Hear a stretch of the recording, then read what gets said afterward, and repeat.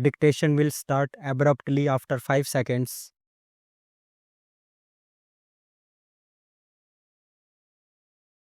This assembly decided last year almost unanimously, I think, in favor of general widespread disarmament. The great nations of the world have committed themselves to it. The United States, through its president, recently put forward proposals which are in line with what this assembly has decided. The Soviet Russia has put forward proposals to the same effect, varying them slightly but essentially aiming at the same thing. There is a good deal of commonness about them in broad outline. If that is so, why should we not grasp this opportunity and remove the fear and terror from people's minds and devote our energies and resources to the advancement of the world?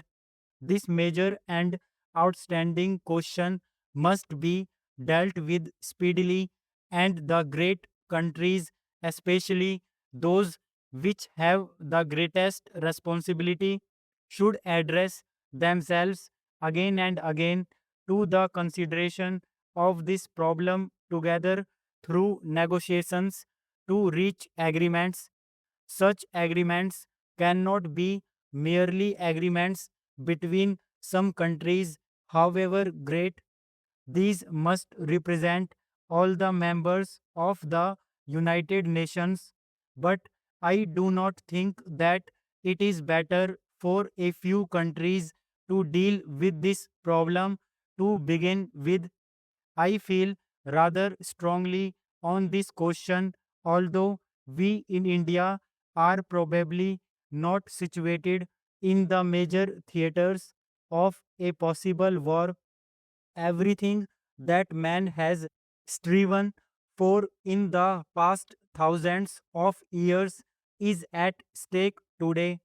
While I feel as strongly as possible about the freedom of the colonial countries and other dependent people, I do think that the biggest question today is the question of war and peace and disarmament. The General Assembly passed a resolution recently about nuclear tests. It was a great misfortune that after a period of abstinence from nuclear tests, there was a resumption of these tests. Immediately, it becomes more difficult to have treaties for ending nuclear tests because the whole atmosphere becomes one of fear and apprehension.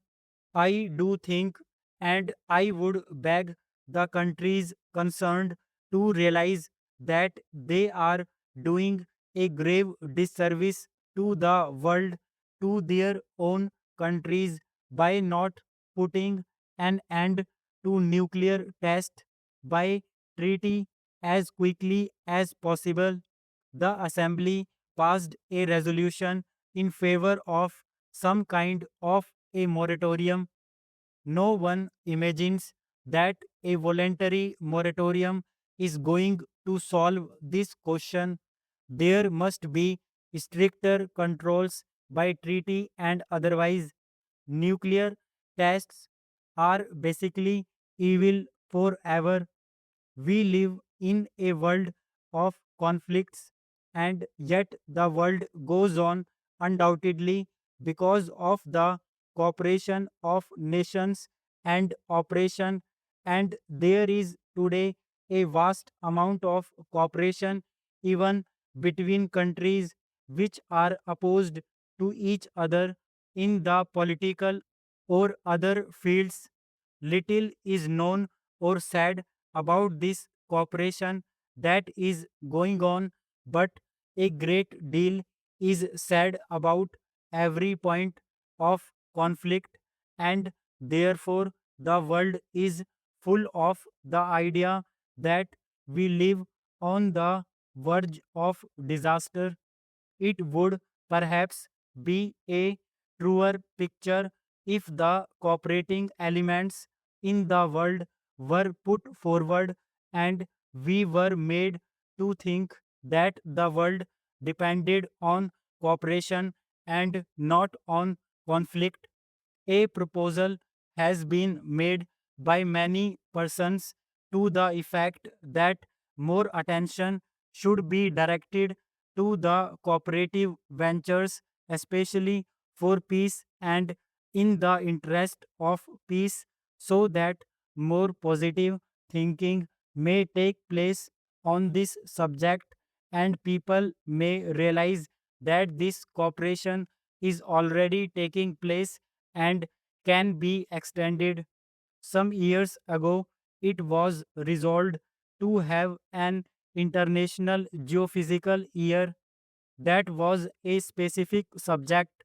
However, it has been suggested that perhaps this assembly might resolve to call upon all countries of the world to devote a year to the furtherance of cooperative activities in political, cultural, and the many other fields, not to mere speeches about peace that perhaps will direct some of our energy and some of our thinking to this idea of cooperation, which will create an atmosphere helpful for solving the problems more easily.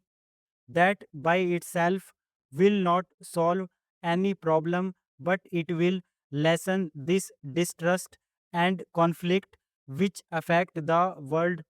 I make this suggestion to you not in any detail but broadly, so that this assembly might consider it, and if it is worthwhile, perhaps appoint a committee to consider it further and make suggestions as to how this might perhaps be done. The great men of the world have been those who have fought hatred and violence, and not those who have encouraged it. We have arrived at the stage when, even in some worthwhile cause, hatred and violence have to be checked. This requires a new way of thinking, a new development of humanity. Possibly we are going through that process, and this very crisis will wake up the mind of man and direct it to this new way of thinking. What shall it profit the world if it conquers the material ills and then commits suicide because it has not controlled its own mind?